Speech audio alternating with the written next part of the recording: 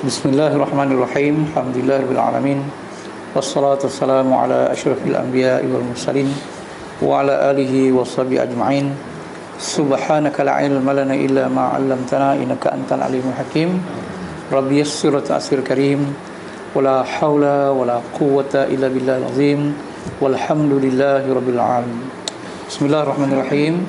Qala al-musannif rahimahullah ta'ala wa nafa'na wa iyyakum bi'ulumihi fid darani amin ya rabbal alamin. Bismillahirrahmanirrahim. Perselisihan mengenai sifat wujud.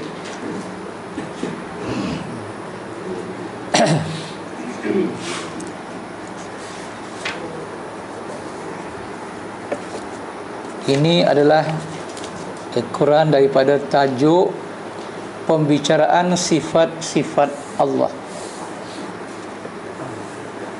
Jadi Allah Ta'ala ada zat, Allah Ta'ala ada sifat, Allah Ta'ala ada perbuatan. Zat, sifat dan perbuatan. Dan ketiga-tiga ni semuanya mukhalafatuhu ta'ala lil hawadis, artinya bersalahan dengan segala yang baharu. Sifat Allah Ta'ala yang pertama sekali ialah wujud. Jadi berhubung dengan sifat wujud ini, ulama-ulama dalam ilmu tauhid ada sedikit perbezaan pendapat. Itu dah kata perselisihan mengenai sifat wujud. Jadi dalam ilmu tauhid ni, dia punya orang besar dia ialah Abu Hasan Al-Asy'ari, kemudian Al-Maturidi, Fakhrul Razi dan lain-lain lah. Jadi apa perbezaan pendapat dia? Dan bawah tu kata terdapat perselisihan ulama mengenai makna wujud. Imam Al-Asy'ari, Abu Hasan Al-Asy'ari dan pengikutnya, pengikut Asy'ari dikata Al-Asy'ariyah. Kalau dalam bahasa Arab dia kata Imam Asy'ari, itu Imam Asy'ari tu. Kalau Al-Asy'ariyah, itu pengikut. Kalau dia ya nisbah tu, itu pengikut dia lah. Mengatakan wujud itu ialah ainul mawjud. Wujud tu adalah ainul mawjud. Artinya wujud itu ialah zat Allah itu sendiri. Itu dia kata ainul mawjud. Ain tu ke zat, al-mawjud yang ada. Jadi maknanya ialah zat Allah itu sendiri. Jadi kalau zat Allah, dia bukan sifat. Dia macam pula, itu ada zat. Itu dia beza tu lah. Jadi bukan sesuatu yang lain daripadanya. Jadi bila sebut wujud, dia adalah ainul wujud, iaitu zat Allah Ta'ala itu sendiri. Bukan yang lain daripada itu, tidak. Sebab itu mereka tidak membilangkan wujud itu sebagai satu sifat. Ini pendapat Abu Hasan Al-Asy'ari. Pasal dia adalah ainul wujud, zat Allah Ta'ala itu. Itu maksud dia. Imam Fakhrul Razi dan Abu Mansur Al-Maturidi mengatakan wujud itu bukan ainul mawjud dan bukan lain daripada ainul mawjud. Lagi polik. Bukan ainul mawjud dan bukan lain daripada ainul mawjud. Malah wujud itu haliyah, yang menepati antara ada dengan tiada. Jadi wujud tu ialah antara ada dengan, menepati antara ada dengan tiada, iaitu menengahi antara maujud dengan makdum. Maknanya dia tidak katakan zat dan dia tidak mengatakan lain pada zat. Jadi maknanya hal. Jadi ada tu jadi sifat. Ada tak ada? Ada. Zat dia macam mana? Zat itu mukhalafah. Tapi ada tak? Ada. Macam itulah. Jadi tak ain pun tak ada, tak ada ain pun tak ada. Dia tak kira, dia tengah-tengah. Ada tak ada? Ada. Macam itulah. Jadi ada itulah sifat. Tapi kalau ke Abu Hasan Asy'ari dia kata itu ainul maujud, maknanya zat Allah Ta'ala itu sendiri. Jadi kalau zat Allah Ta'ala sendiri, dia bukan sifat lah, zat lah nama dia. Yang dikatakan apa ni, sifat tu ialah sifat ni dia bukan zat. Tapi ada tak zat Allah Ta'ala tu? Ada. Jadi mana dia bukan bincang tentang zat, dia tentang hal keadaan Allah Ta'ala tu ada tak? Ada. Itulah dia panggil sifu. Itu ya beza dia pendapat dia. Jadi orang dulu-dulu dia menjaga sangat akidah dia, takut tersalah. Sebab dia kata macam tu. Tapi kita ni bila dengar orang mendapatkan dia, kita ambil lah yang apa, Abu Mansur Al-Maturidi. Dua-dua ni semua betul, bukanlah salah. Tapi kalau Abu Hasan kata dia tu bukan sifat, dia zat, kata dia zat, iyalah tu zat, iyalah. Tapi yang penting pada kita tu ialah dia kata dia sifat 20. Jadi wujud ni masuk dalam sifat 20. Okey. Walau bagaimanapun, kedua-dua pendapat tidak bertentangan tentang wujud itu menunjukkan kepada zat Allah Ta'ala. Jadi yang wujud tu apa? Zat lah. Itulah itu. Tidak kepada makna yang lain daripada itu. Jadi bila sebut wujud tu, zat Allah Ta'ala itu wujud. Jadi nak kata pasal zat ke, nak kata sifat ke, dah tak kira. Jadi zat Allah Ta'ala tu memang wujud. Itulah wujud tu, mana zat Allah Ta'ala tu memang wujud. Ini cuma dia cara memberi hujah-hujah je lah kan. Tapi bila fikir-fikir balik, sama je lah dua-dua tu. Itulah maksud dia. Beberapa dalil Quran. Allah Ta'ala berfirman dalam surah Luqman ayat 25. Wala in sa'altahum man khalaqas samawati wal arda la yaqulunna Allah. Dan jika kamu tanya, wahai Muhammad, kepada orang-orang kafir musyrik, siapakah yang mendirikan langit dan bumi, tentu mereka menjawab la yaqulunna Allah yang menjadikannya. Jadi artinya Allah Ta'ala tu memang wujud. Sebab Allah Ta'ala tu wujud, zatnya wujud, maka dialah yang menjadikan alam ini. Dia yang menjadikan langit, dia menjadikan bumi, dan menjadikan sesuatu yang lain daripada Allah. Kalau tak ada, tentulah tak ada ni semua. Jadi maknanya orang kafir musyrik pun mengakui tentang adanya Allah, wujudnya Allah. Itu dia. Yang kedua, firman Allah dalam surah Al-An'am surah kedua, Zalikumullahu rabbukum la ilaha illahu khaliqu kulli syai' fa'buduh. Zalikumullahu rabbakum, itulah Tuhan kamu, Allah itulah Tuhan kamu. Zalika tu itu. Jadi artinya kalau zalika satu, zalikuma dua, zalikum jamak. Jadi zalikumullah, Allah itulah rabbukum, Tuhan kamu. Berarti kalau Allah itulah Tuhan kamu, mana Tuhan tentulah ada. Tu tidak tu. La ilaha illahu.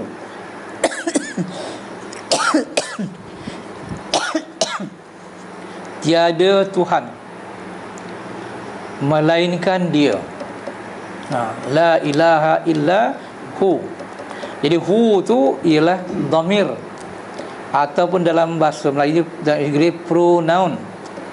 Melayu dia. Jadi tiada Tuhan melainkan Dia. Jadi Dia tu, dhamir itu kembali kepada mana?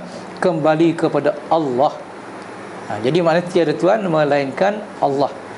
Dia ganti nama. Dhamir dalam bahasa Arab. Khaliqu kulli syai', yang menjadikan tiap-tiap sesuatu. Khaliqu, yang menjadikan. Kulli syai', tiap-tiap sesuatu. Jadi bila dah Allah Tuhan kamu, tiada Tuhan melainkan Dia yang menjadikan segala sesuatu. Jadi bila dah tahu ni, ujungnya fa'buduh, maka hendaklah kamu abdikan diri kamu kepadanya. Fa'buduh, fa'bud satu, fa'buda dua, fa'buduh banyak. Ha ujung tu dhamir, pronoun lagi. dia Allah. Maka naklah kamu taat, naklah kamu patuh, naklah kamu abdikan diri kamu kepadanya. Bila sudah ada keyakinan kita, zalikumullahu rabbukum, Allah itu Tuhan kamu, la ilaha illahu, tiada Tuhan melainkan dia, khaliqu kulli syai', yang menjadikan tiap-tiap sesuatu. Okey, percaya dah? Percaya. Fa'buduhu, maka hendaklah kamu abdikan diri kamu kepadanya. Itu dia. Jadi maknanya kita taat kepada Tuhan ni setelah kita meyakini betul-betul yang Allah Ta'ala itu ada, tiada Tuhan melainkan dia, yang menjadikan segala sesuatu. Alangkan kafir musyrik yakin Allah Ta'ala itu ada, yang menjadikan langit dan bumi. Jadi kita tentulah lebih lagi. Jadi bila sifat fa'budu, itulah yang kita baca dulu, dipanggil tauhid uluhiyah. Orang kafir dia hanya ada tauhid rububiyah. Dia yakin Allah Ta'ala itulah yang satu-satunya kuasa yang menjadikan langit dan bumi. Dia yakin tu. Itu dipanggil tauhid rububiyah. Tapi dia tidak ada tauhid uluhiyah, mana dia tidak memperhambakan diri kepada Allah. Dia cuma tahu Allah Ta'ala tu begitu-begitu, tapi dia tak taat. Jadi mana orang-orang Islam pagi ni yang tahu Allah Ta'ala tu yang Maha Berkuasa, Maha itu, Maha ini, yang menjadikan langit, bumi dan sebagainya, tapi dia tidak mematuhi perintah Tuhan. Mayang tak mana, puasa tak mana, maksiat buat zahir, buat batin, buat, maka ini dah samalah dia macam orang kafir musyrik dulu-dulu. Jadi kita ni kena ada dua-dua, tauhid rububiyah kena ada, tauhid uluhiyah pun kena ada. Di sini dua-dua tu ada. Zalikumullahu rabbukum la ilaha illahu khaliqu kulli syai', itu tauhid rububiyah.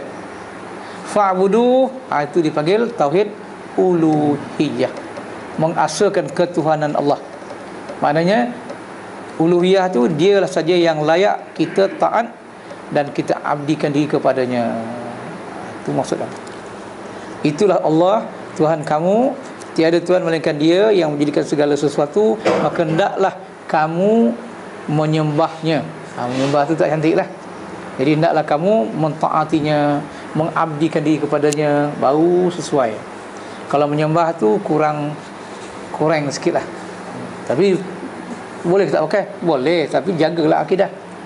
Jangan kita anggap Allah tu ada depan kita pasal dia menyembah tu. Patuh mana dia. Yang ketiga, firman Allah dalam surah Fussilat ayat 37, wa min ayatihil lailu wan naharu wasyamsu wal qamar la tasjudu lisyams wala lil qamar wasjudu lillahi alladhi khalaqahun in kuntum iyyahu ta'budun. Okey, Allah menguatkan lagi dalam surah Fussilat, wa min ayatihi, dan setengah daripada tanda-tanda kewujudan Allah.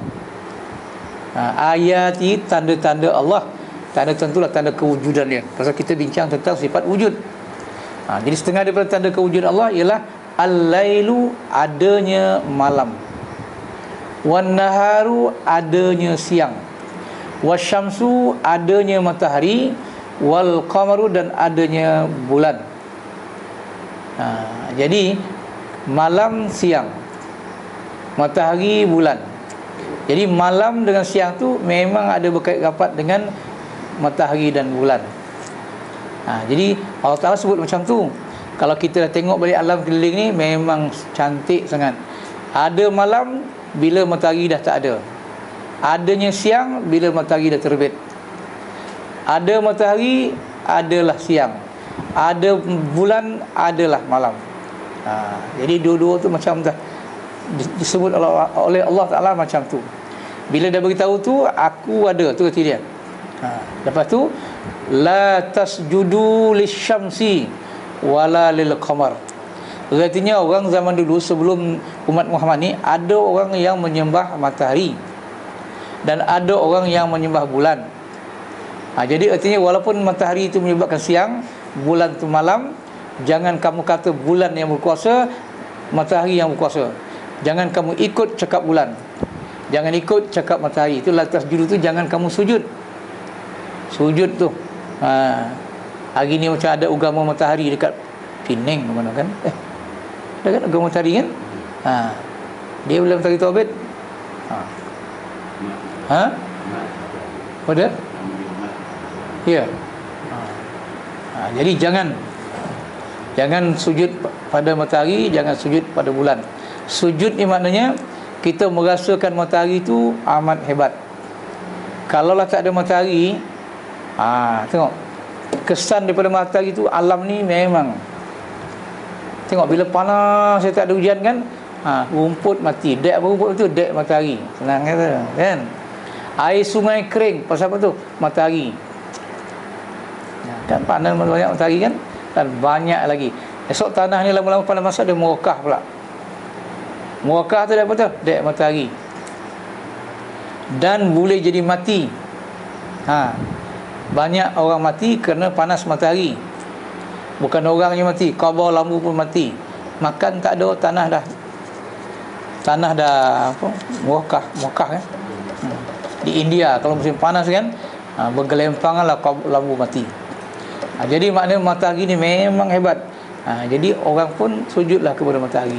Artinya kenapa Tuhan kata las julil lisham, jangan kamu sujud kepada matahari? Artinya dulu-dulu dah ada orang sujud.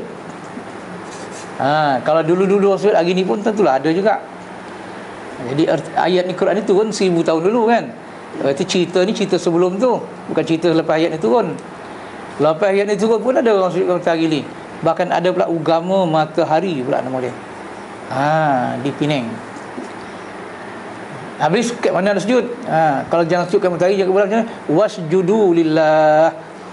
Dan naklah kamu sujud kepada Allah. Jadi apa rasa sujud ni sini? Sujud yang kita nampak ialah meletakkan dahi kita ke tanah. Maknanya kita betul-betul merendah diri kepada matahari dan bulan. Tapi bukan itu yang patut kita rendahkan diri kita. Naklah kita hinakan diri kita bukan kepada matahari dan bulan, tetapi kepada Allah tu. Wasjudu lillah. Siapa Allah tu? Allazi khalaqahunna. Tuhan yang telah menjadikan semua itu, iaitu matahari dan bulan, siang dan malam. In kuntum iyyahu ta'budun, kalau jika kamu memperhambakan diri kepadanya. Itu dia. Naklah sujud kepada Allah kalau kamu memperhambakan kepadanya. Tapi kalau kamu tidak memperhambakan diri kepadanya, pulanglah. Itu in kuntum tu diikat. Jika kamu mengabdikan kepadanya, kepada Allah tadi, wasjudulillah, naklah kamu sujud kepada Allah. Jadi sujud ni meletakkan dahi kita ke tempat yang rendah, bawah pada tumit lagi. Jadi biasa sujud ni berlaku dalam ibadat sembahyang. Jadi kita boleh makna sembahyang tu. Pasal sembahyang tu ada satu daripada rukun yang kita kena buat, iaitu sujud tu. Ni olahan saya lah. Tapi makna mungkin sujud tu lebih besar daripada itu. Maknanya kita tidak boleh merendahkan dahi kita bawah pada kaki kepada selain daripada Allah. Itu maknanya. Macam orang Hindu kan, kalau dia taat dekat mak ayah tu, dia tunduk kaki, dia cium kaki kan. Jangan tu buat tu. Ataupun tunduk macam rokok kepada manusia. Tolonglah. Tu kadang-kadang kita pihak kita ni pun macam tu kan. Jangan. Wasjudu lillahillazi khalaqahunna in kuntum iyyahu ta'budun. Kalau anda ada bahasa Arab power sikit kan, ayat-ayat macam ni memang cukup menekan kita. Itu maksudnya. Terjemahan dia. Setengah daripada tanda kebesaran Allah, malam siang, matahari dan bulan. Janganlah kamu bersembah matahari dan bulan, tapi hendaklah kamu sembah Allah yang menjadikan semuanya itu, jika kamu hendak menyembahnya. Jika kamu hendak menyembah Allah Ta'ala, sujudlah kepada Allah, sembahlah Allah. Dia terjemah dia lain sangat kan. Tak kira lah, mafhum dia macam tu lah. Jadi kalau dah begini, Allah tu memang ada. Tinggal Allah tu ada Allah tidak sama macam ada kita. Allah ada, kita ada tak? Kita pun dah ada. Mari dia tak ada, sekarang ni kita dah ada. Jadi untuk membezakan antara wujud Allah dengan wujud kita atau makhluk keseluruhannya, maka ada lagi satu sifat dalam ilmu tauhid kita dipanggil sifat salbiyah. Baca dia sifat salbiyah. Kalau salabiyah lain pula pada. Salabiyah ni nama orang. Ada nasyid binti salabiyah kan, kan? Uyun qadiyah kan? Jadi kalau salabiyah ni nama orang. Kalau sini pergi salbiyah, penolakan. Jadi sifat salbiyah ni ialah nak membezakan antara wujud Allah dengan wujud kita lah, senang, atau wujud seluruh makhluk. Jadi ada tak bezanya antara wujud Allah dengan wujud kita? Tentulah ada. Yang pertama beza dia qidam. Allah Ta'ala tidak ada permulaan bagi adanya Allah berbanding kita. Kita mula tak ada, lepas tu dijadikan, dia adakan oleh Allah. Kan kita adanya, kita mempunyai permulaan. Tuhan tidak ada permulaan bagi adanya. La awwala li wujudih. Itu Arab. Tidak ada awal bagi adanya Allah. Kita ada awal. Awal kita tiada. Jadi Allah Ta'ala tidak didahului oleh tiada. Dia memang dah ada. Qidam tu sedia adanya. Tu dikatakan tiada permulaan. Memang dah ada. Memang dah sedia ada. Dalam kalau kita baca ini, qidam tu sifat dia, kalau yang telah sedia adanya itu dia panggil qadim. Tu kita ada perkataan qadim. Memang sudah ada. Yang kedua baqa, tiada kesudahan. La akhirah li wujudi, tidak ada kesudahan bagi hidup Allah Ta'ala. Macam mana Allah Ta'ala wujud, macam itulah wujudnya. Bukan sampai bila-bila. Pasal Allah Ta'ala tidak berkait dengan masa. Allah Ta'ala, wujud Allah Ta'ala tu macam itulah adanya. Tak boleh katakan dulu, sekarang dan sampai bila-bila. Kalau kita kata macam tu, Allah Ta'ala dah berkait dengan masa. Sedangkan yang berkait dengan masa ni kita ya. Tuhan jadikan masa, dan Tuhan tidak kena mengena dengan masa. Masa tu jadikan untuk kita. Itu dia. Jadi baqa ni kekal Allah Ta'ala tu bukan kekal seperti mana yang kita fikir kekal yang melibatkan masa. Sedia adanya Allah Ta'ala tidak melibatkan masa. Jadi macam mana terjemah pun susah juga. Memang Allah Ta'ala tu bukan, memang dah ada. Memang dah ada. Macam mana tu jangan tanya. Itu soal dia. Macam mana, siapa jadikan dia? Bila dia mesti jangan tanya. Memang jawapan dia dah ada. Jadi wujud dia tiada kesudahan. La nihayah li wujudi. Kita ada kesudahan, kita bukan kesudahan. Kita dah ada. Mula di alam arwah, alam misal, alam ajsam, lahir ke dunia ni pula, dah jadi macam ni pula. Sampai masa besok kita dipisahkan Allah Ta'ala rohani kita dengan jasmani. Kita pindah pula ke satu alam baru, iaitu alam barzakh, atau dipanggil transit, sementara menunggu hari kiamat kubra. Kita mati itu kiamat sughra nama tu. Duduklah di alam barzakh tu. Tempoh yang macam Nabi Adam tentulah lama kan. Lama sangat. Tapi walaupun lama, tapi Allah Ta'ala boleh menjadikan benda tu tak lama. Kita rasa lama sangat tak. Walaupun lama, Tuhan jadikan dia tu rasa macam semalam. Tu dia. Macam Ashabul Kahfi, tengok kan. Dia lari daripada raja apa, Dicyanus, takut kena bunuh tadi, masuk dulu dalam gua. Kemudian petang ni dia tidurlah baring, lelap. Bila lelap tu, esok pagi jagalah dia, katalah kan. Bila jaga tu perut lapar rasa. Pakaian dia tak berubah. Semua tak ubah, rambut pun tak panjang, kuku pun tak panjang, macam semalam. Jadi pekat-pekat kopi keluar lah. Yang suka tu maksal mina kan. Dia tak tahu yang dia dah tidur 309 hari, 300 tahun dan 9 hari dalam Quran. Kalau kopi keluar kan, dia bagi duit elok ni kan, dah keluar. Dalam Quran dia kata wal yatalattaf wala yush'iranna bikum ahada Naklah kamu menyamar diri, jangan orang lain perasan. Tu. Ya lataf tu mana menyamar diri. Dia pun keluar lah. Baju tu keluaran 300 tahun dulu. Mana hari tu kain tu memang tak ada jual dah. Hebat lah tu kan. Keluar. Dah siap barang waktu. Bayar. Bila bayar tu kedai tu pun tercongang lah. Minta maaf cik, pula duit ni 300 tahun dulu pakai. Hari ni orang pakai duit ni kan. Zaman kita kecil duit 1 sen pakai sabji. Betul tak? Kan? Yang umur macam saya ni jumpalah duit sen pakai sabji tu kan. Jumpa kan? Gambar Queen. Kau jumpa tak? Tak ada. Duit ni tak laku dah. 300 tahun dulu laku. Ni tak laku dah. Masa tu jadi kenapa orang tu tengok terfikir orang ni gila ke apa ke. Fikir macam ni kan.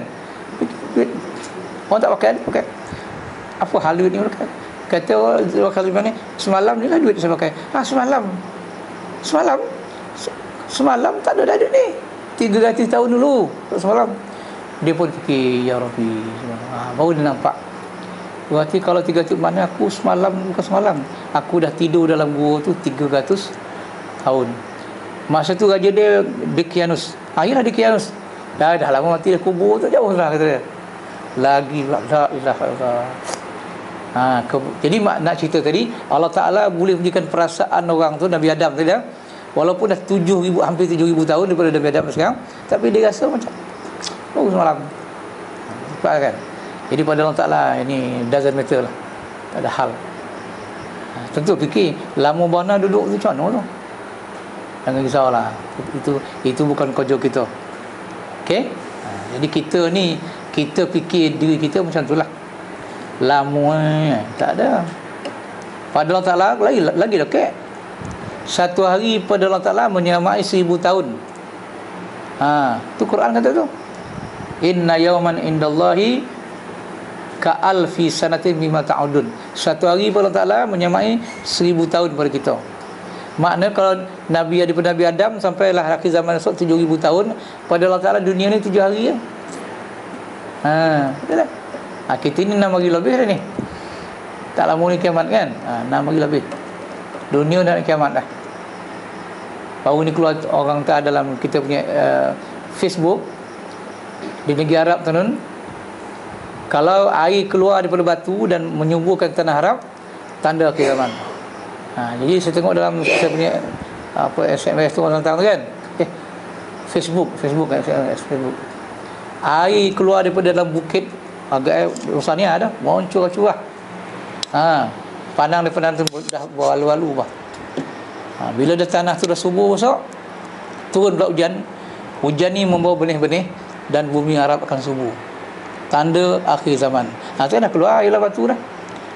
Itu tak ada cerita dalam tempat tu pun tak ada air. Dah keluar pula air, membobok-bobok. Dalam Facebook saya. Yang hantar pun tak tahulah pasal siapa kan. Tapi benda tu dia akan hilang dalam Facebook tu. Tak masuk dah, tak ada gambar tu dah. Tak pandai nak nyimpan kan. Itu berlaku lah dalam dunia ni tu. Okey.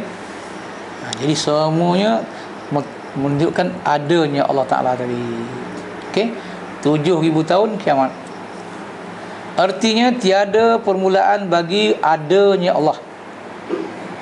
Dan adanya tiada pernah didahului oleh tiada sebelumnya. Itu bahasa Melayu moden lah tu. Dan makna tiada kesudahan pula ialah Allah tiada kesudahan bagi wujudnya, dan ia kekal terus menerus yang tidak ada penghabisannya. Ingat, walaupun kekal sebut, tapi dia tidak ada kaitan dengan masa. Jadi kalau di akhirat besok kita melihat Tuhan di akhirat lah. Jangan katakan di dalam masa, jangan kaitkan dengan masa. Bahasa bertempat ni pun tak boleh. Esok kita tengok Allah Ta'ala dalam syurga, tak boleh cakap itu dah. Kalau kita tengok Tuhan dalam syurga, makna Allah Ta'ala tu telah bertempat. Atau kita besok akan tengok Tuhan di luar syurga pun bertempat juga. dalam syurga ke luar syurga ke, mana dah sampai. Jadi kita tak boleh sebut, kita cuma kata kita insya-Allah Tuhan akan beri tengok dia kepada kita besok di akhirat. Macam mana? Wallahu a'lam. Itu jawapan dia. Jangan kata dalam syurga, jangan kata luar syurga. Pasal menjadikan Allah Ta'ala tu lemah sebab dah berkait dengan masa. Allah itu sedia kala, tiada awal mula baginya. Allah itu azali dan abadi. Azali sebelum, abadi kekal. Tu azali dan abadi. Dialah yang azali, dialah yang abadi. Azali sebelum dunia ni lagi diwujudkan.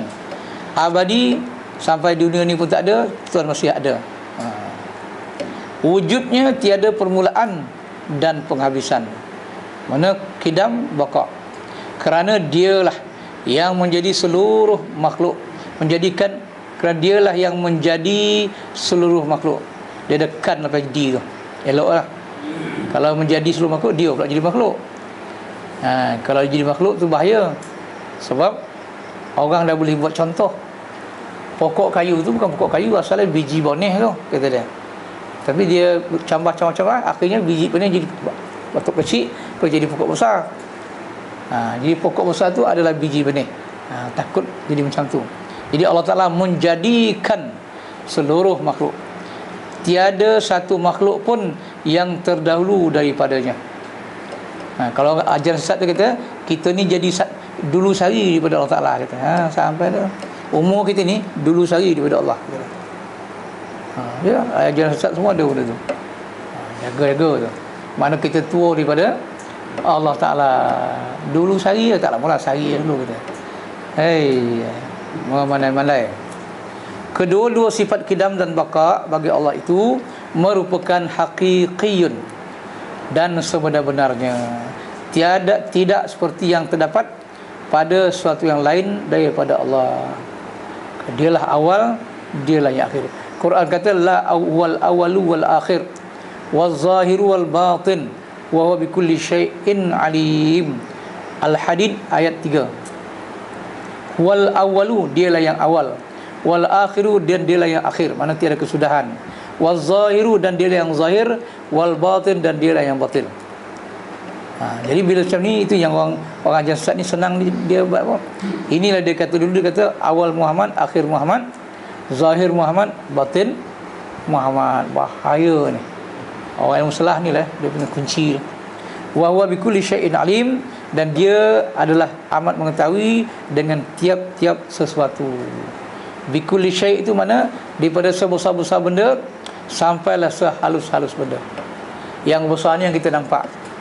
Yang kita tak nampak ni, tapi ada, kita nampak, kita terasa. Udara, kita tak nampak. Pokok tu bergogar tiup angin kan, kita nampak angin tak?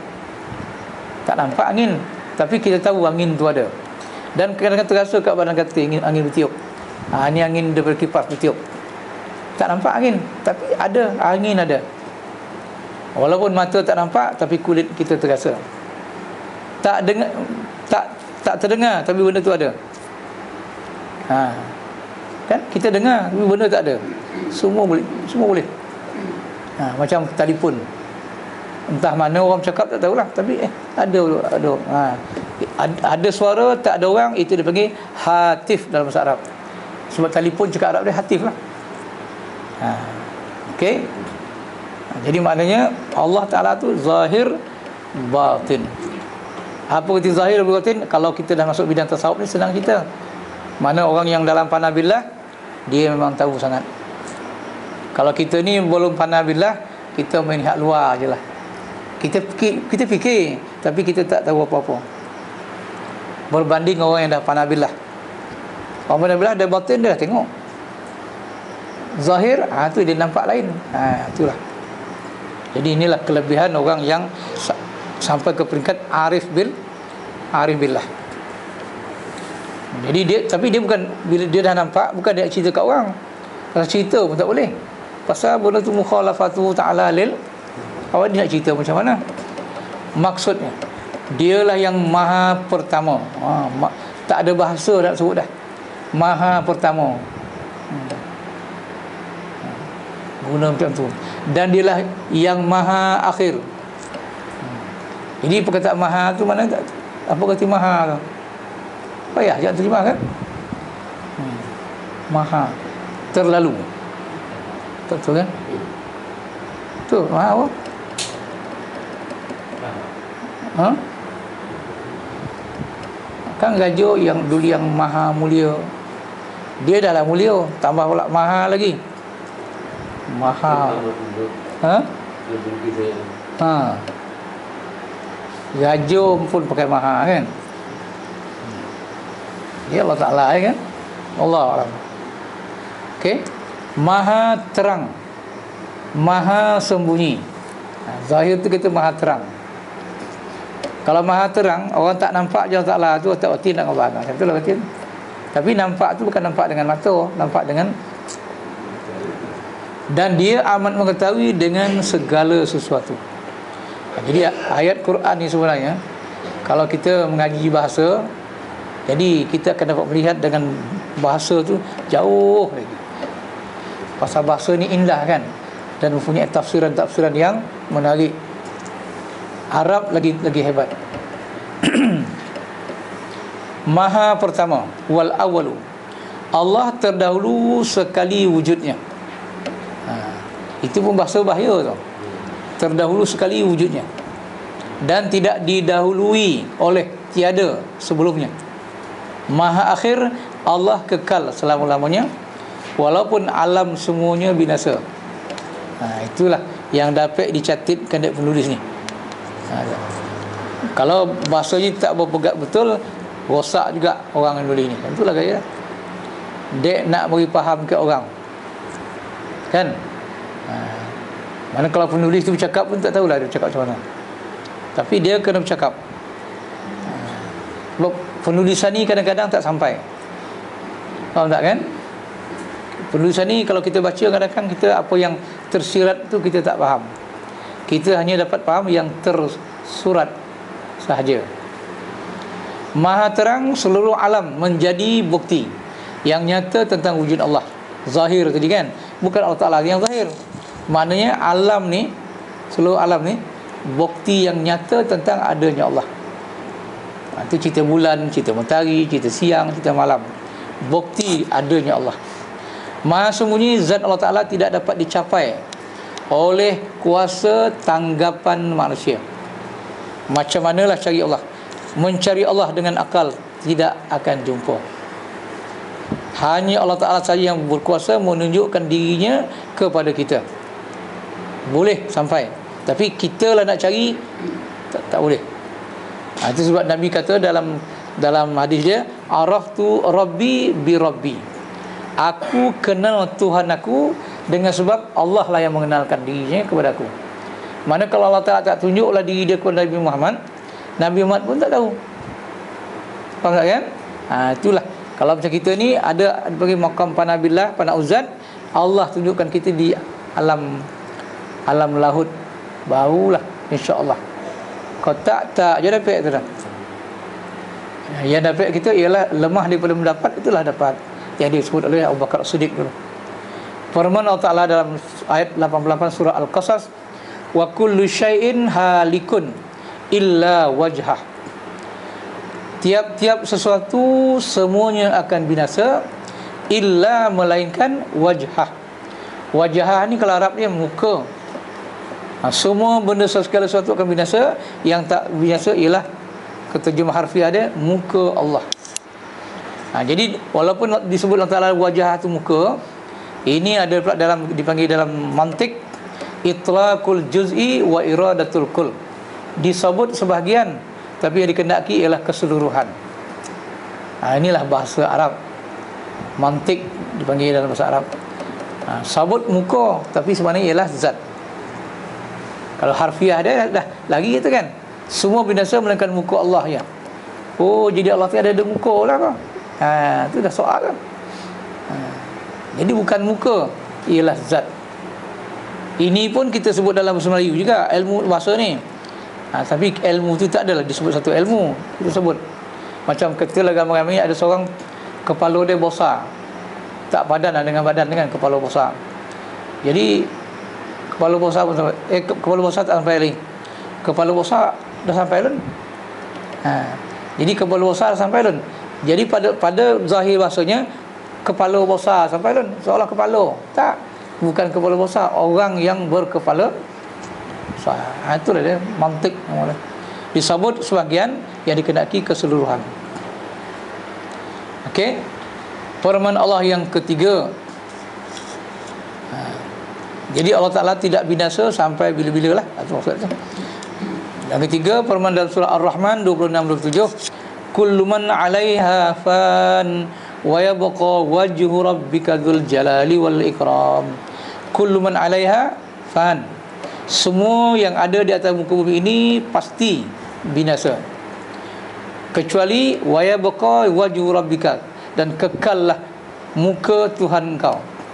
Jadi bukan muka lah, kecuali zat Allah Ta'ala saja yang kekal, yang mempunyai sifat kebesaran dan kemuliaan. Jalal kebesaran, ikram kemuliaan.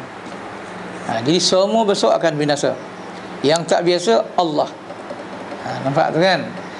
Yang lain semua panak, Allah bakak. Panak, bakak tu lawan dia panak. Panak tu arti binasa. Menunjukkan Allah Ta'ala itu bakak. Ayat ni menunjukkan Allah Ta'ala itu bakak.